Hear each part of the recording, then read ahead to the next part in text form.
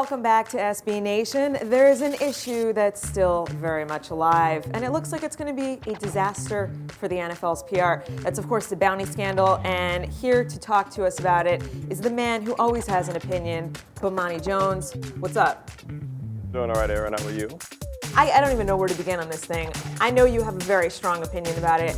Let's get right into it.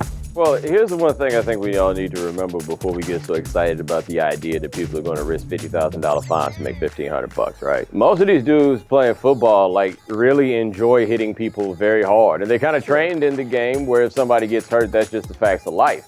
So people acting as if, oh, wow, there's a bounty. I can't believe these guys could be so sociopathic. Have you noticed what they do for money? That normally is an indicator that maybe, just maybe, some of those guys might have been sociopathic already.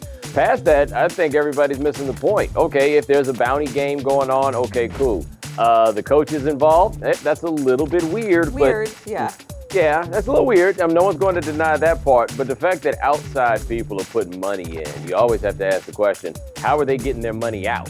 Right. And I don't hear anybody asking that. This isn't college. These guys aren't boosters. Right. I mean, I think people are focusing on the fact that, it's the institutionalization of it is what's bothering everybody. Well, the GM knew, the coach was sanctioning it.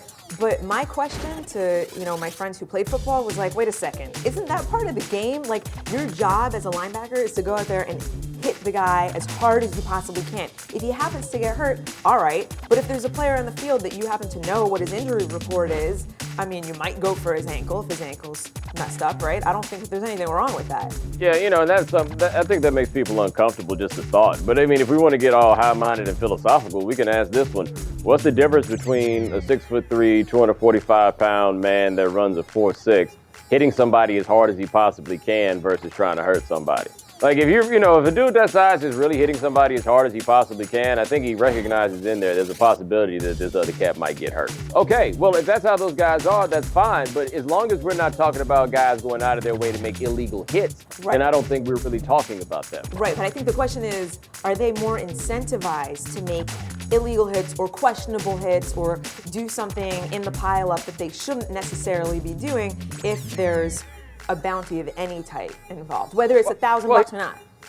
I don't know. I don't have enough to say that. And I'd ask anybody this. I think we need to think about this from our own value structures, however you're wired. And I guess I'll ask you rhetorically, how much are you willing to do for $1,000? We're not talking about a whole lot of money here. I don't know why people would assume that all of a sudden $1,000 come up and now people are going to compromise their integrity and go do something dastardly. We're talking about $1,000. I think something interesting that no one's really talking about yet is, how hard of a line is Goodell going to take, right? Because this is a really, really, really big PR nightmare for the NFL. So does he have to come down extra hard? What do you think he's going to do?